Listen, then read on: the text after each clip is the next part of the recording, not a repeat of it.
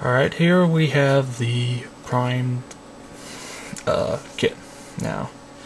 In a couple places you might notice there are open lines. However, these are along panel lines, so we can cheat a little and not have to fill them out.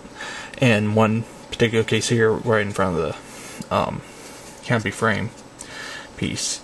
But yeah, generally during this part, you just want to give the model a good one-over, look for any imperfections, missed seams, gaps, what have you.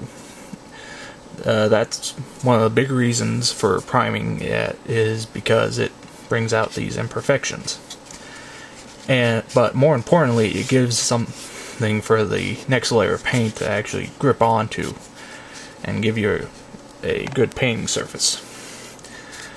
So now comes a little bit more of a difficult part, and that is the actual painting.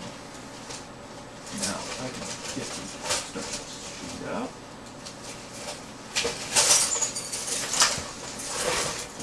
That's enough. So as we can see, it's a fairly basic camouflage scheme, but as we're dealing with a bunch of different colors, how we order our painting, it does matter. Now, in almost all circumstances, with probably maybe a couple exceptions, where just how the camouflage is done, you're always going to want to work from light to dark. This is because if you start with your darkest color, it'll be very hard to get the true tone of the lighter colors to come out right, because the darker color is going to be so overpowering that the above colors are going to appear darker than they really should. Now, granted, depending on references, you may want to do this, that being one of the exceptions, but yeah, in general, you want to work light to dark. And so, in this case, we're going to be starting with the underside color, the medium sea gray, which in the Tamiya code is AS11, one of their spray colors. And let me pull up my little key. Yeah, and so the AS11 is equivalent to the color 306 in the Mr. Color line. So, be painting that up, and what I'm going to do is use that as the overall base color. So I'm going to spray the entire kit in this color to give just the base. And then I'm going to do the AS10 Ocean Gray, which is color 37 in the Mr. Color, at least based on the key I was using. And then we're going to do the AS9 Dark Green, which is 309. And so yeah, as I said, I'm going to go base coat it, and then come back and show the results.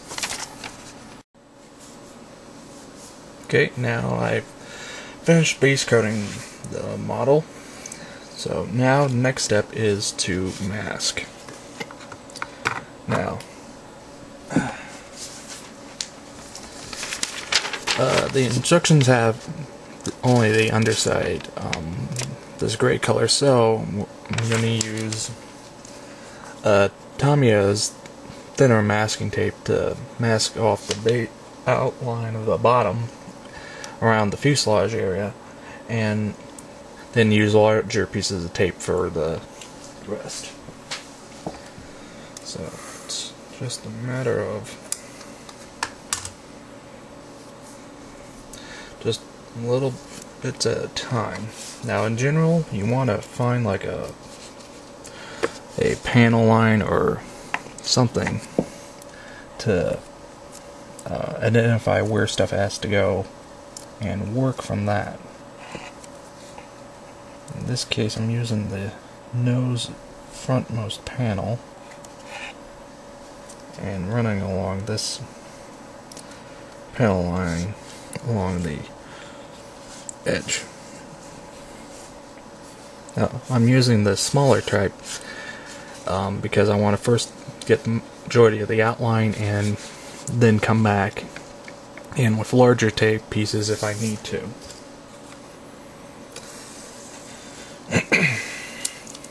And that's one bit of advice I will give, is that in general, if you're doing this kind of detail masking, it's better to start with a small piece and work from there.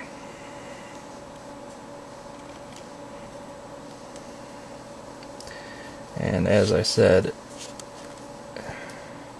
use panel lines as a guide. Now, in some cases you can't do this, so unfortunately you sometimes just have to improvise and just eyeball it, unfortunately.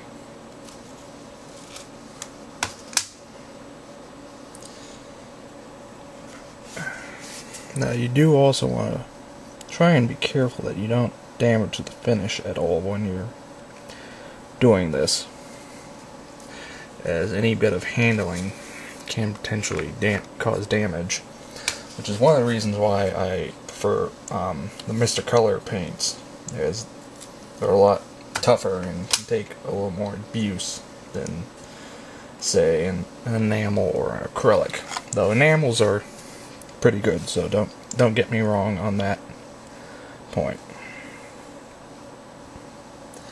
But sorry if I don't have this quite on camera. I'm playing with the light some. Okay, so looks like I am going to need to use a little larger tape.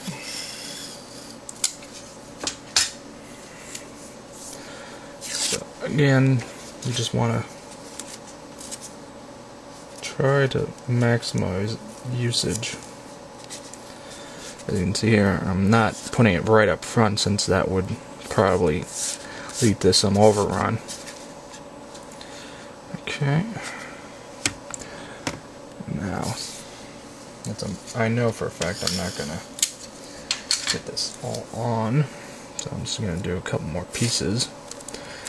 And now, for very large areas, the most economical choice is your classic just painter's tape. You can pick this up really cheap, and by far for doing large sections such as this wing area out here, let me move this more on, such as these wing sections, it's your best bet. And most importantly, it's cheap. Alright. So I think I'm just about out of time, so stop it here and come back and show the finished mast.